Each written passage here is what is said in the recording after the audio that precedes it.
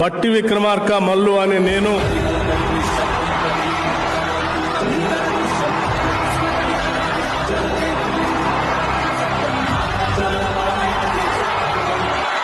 శాసనం ద్వారా నిర్మితమైన భారత రాజ్యాంగం పట్ల నిజమైన విశ్వాసం, విధేయత చూపుతానని, భారతదేశ సార్వభౌమాధికారాన్ని, సమగ్రతను కాపాడుతానని, తెలంగాణ రాష్ట్ర మంత్రిగా నా కర్తవ్యాలను శ్రద్ధతో, అంతఃకరణ శుద్ధితో నిర్వహిస్తానని దైవ సాక్షిగా ప్రమాణం చేస్తున్నాను.